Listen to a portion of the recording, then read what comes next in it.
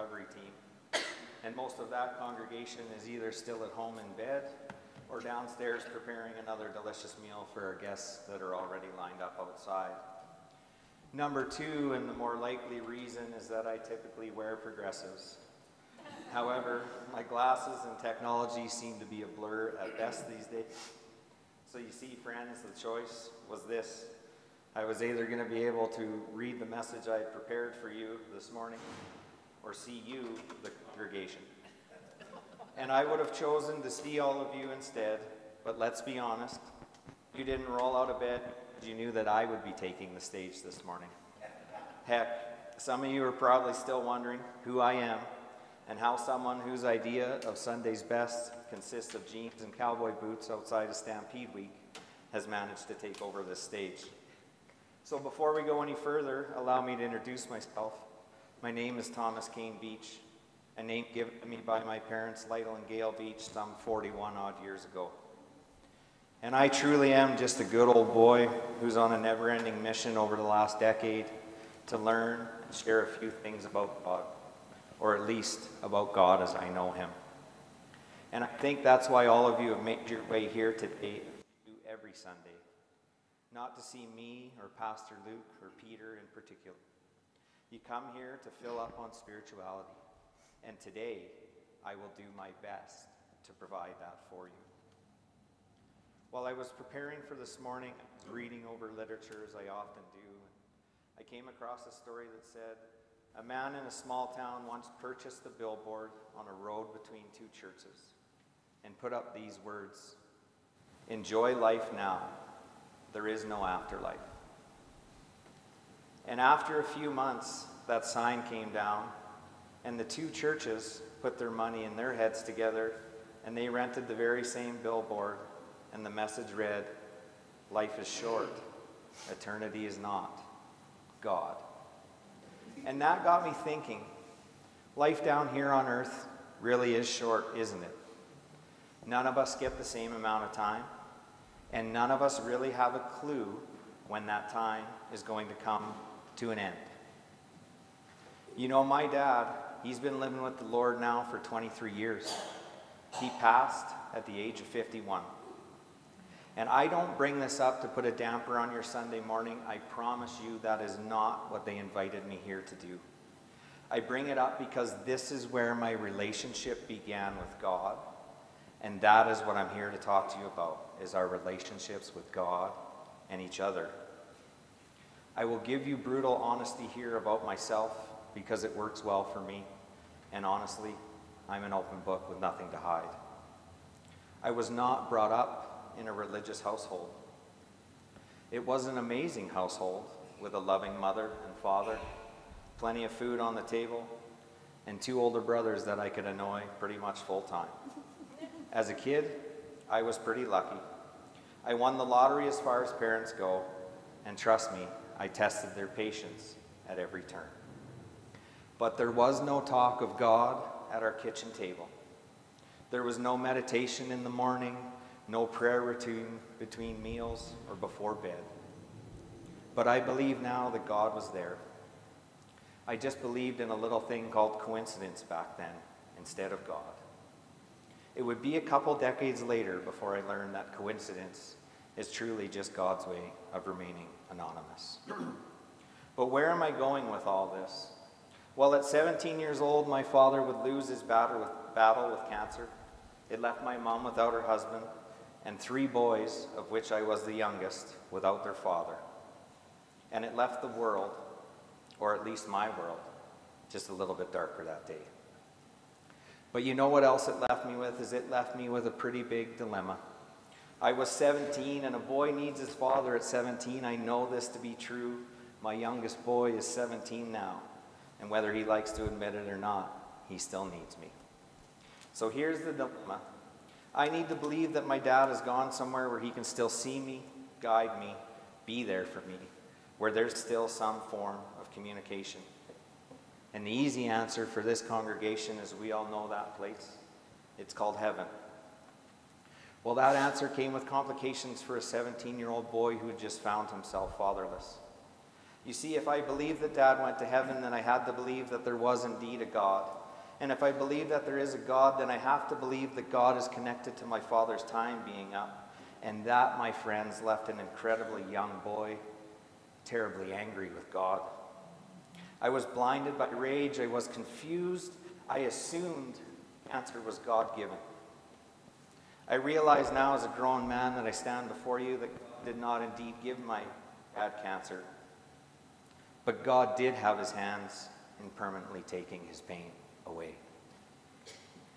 But you see, it would take me over 12 years of running away from God as fast as I could.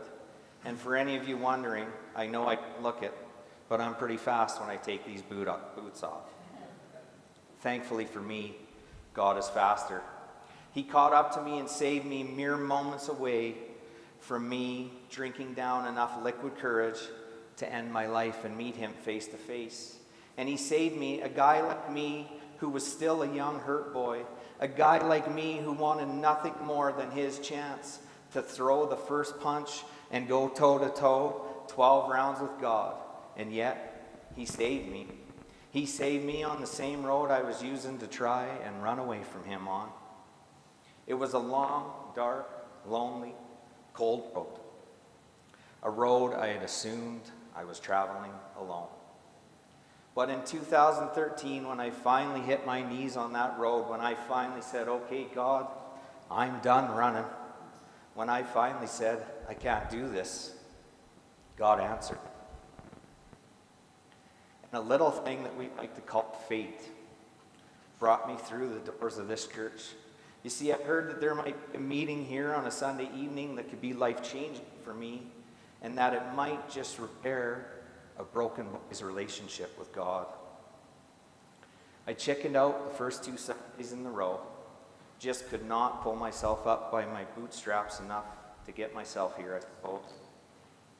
But on the 3rd Sunday, I arrived early. I sauntered in the door with my head held low. Not something this morning congregation is used to seeing on a Sunday, but it is not an uncommon sight in the evening. So here I am with my head sunken way down low, when all of a sudden all I hear is this voice from the past. When I looked up, it was Pastor Wayne. He was sitting right here.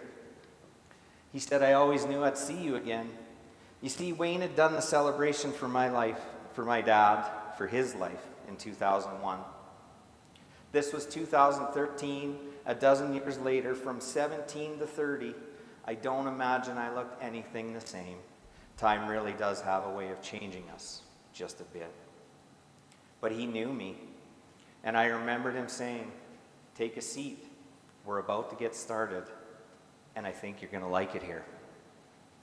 Well, he was right, you know, but I didn't just like it here. I loved it here. I got involved in the service back then.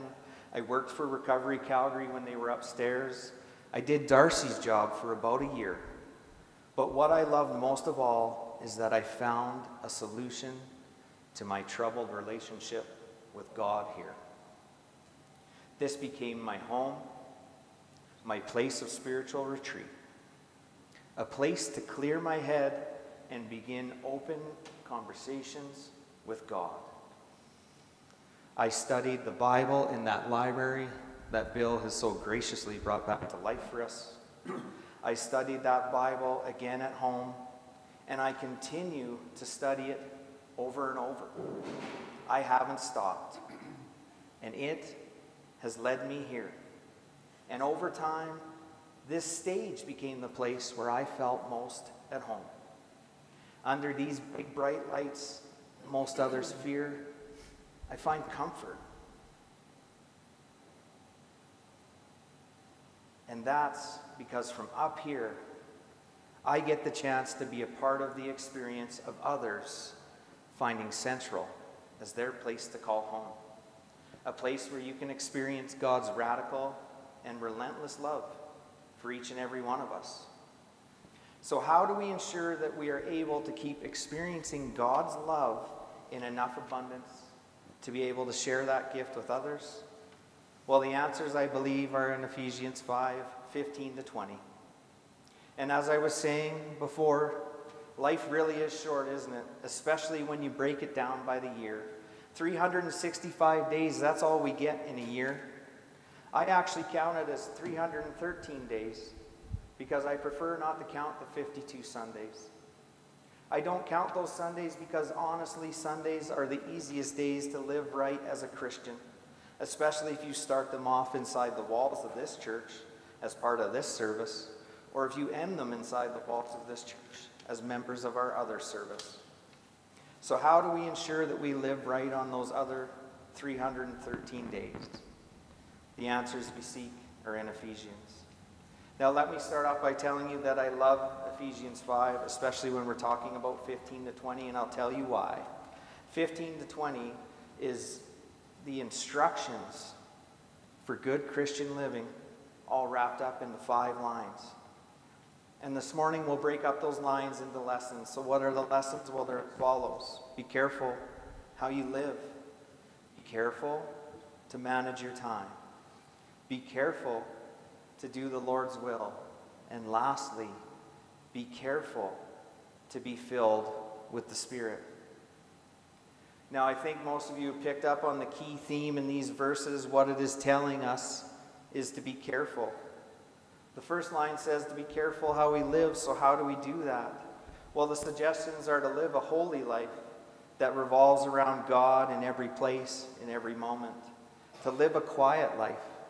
Not to say a life of silence, but a quiet life as in a life anchored in the quiet truth of who God is, who we are, and why we are here. Because a quiet life begins with a quiet heart, and that comes from knowing that God is in control.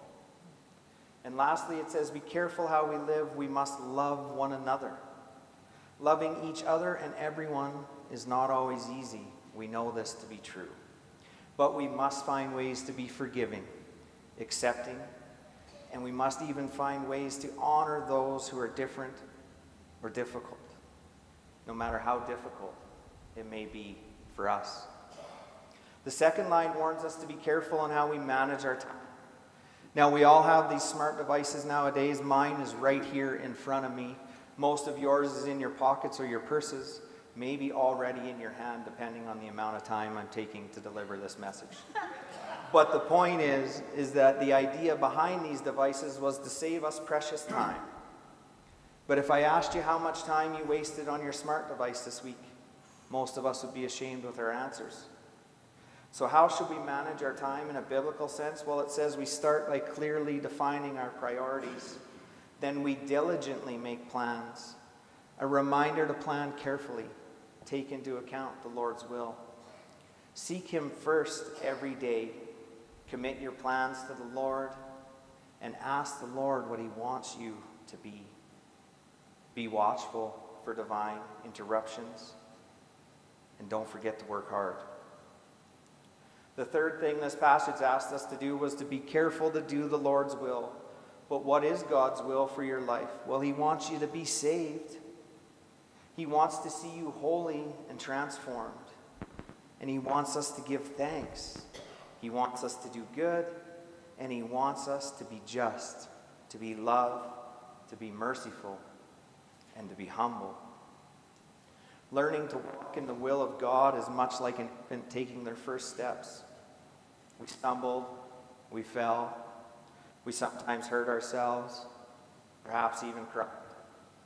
But our parents encouraged us, they picked us up, they even held our hands as we regained our balance. And just as the babies did, we have to take the initiative to want to learn to walk in God's will. But I also don't want you to worry if you stumble, or if you trip, or if you fall, or even if you fall off the path altogether. None of us are perfect. And if you can reopen your mind to the Lord's will, He will be there for you to hold your hand and guide you back to the path. The last thing this passage reminds us to be is cautious that we are filled with the Spirit. Now, in the first part of this chapter in Ephesians, Paul is warning us against behaviors that are destructive to our spiritual well-being, while here he tells us what everyone can and must do to be fully satisfied, To be filled with the Spirit is an individual command. Every believer is commanded to be filled with the Spirit. It is not just for the elite few, but for all, because God wants us to be filled with the Spirit, empowered and refreshed in His Spirit. To be filled in the Spirit is in the present continuous tense. It is not a one-time thing and then you're done. God's question for every one of us is not, have you been filled with the Spirit? But are you full of the Spirit now? So this is a continual process of spiritual growth and maturity. This type of maturity does not come with age, though, my dear friends. It comes from taking the time to be molded by the Word of God into the person you were intended to be. These 4 directives that Paul gives us in Ephesians 5:15-20 are directives that will enlarge our lives, enlarge our purpose, and it also tends to maximize God's blessings upon us. And this is not because God blesses any one person more than the other, but simply because we often find what we go searching for, and some are willing to look harder and longer than others. So remember, friends, this sermon may have felt like it took forever, but life itself is short. Heck, all we know for sure is that God blessed us with today. So make the most of it. Remember that Sundays are the easy days for us. So maybe use today to make a plan with God, to learn, to grow, and to mature in your relationship with God and your fellows. And maybe, just maybe, those 313 days will feel just a little bit more like Sunday mornings, where all we have to do is manage our time, align ourselves with His will, and receive our spiritual recharge for the week.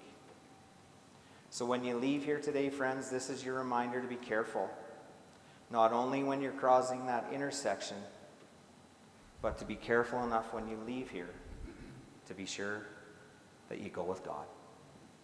Thanks for listening to me today.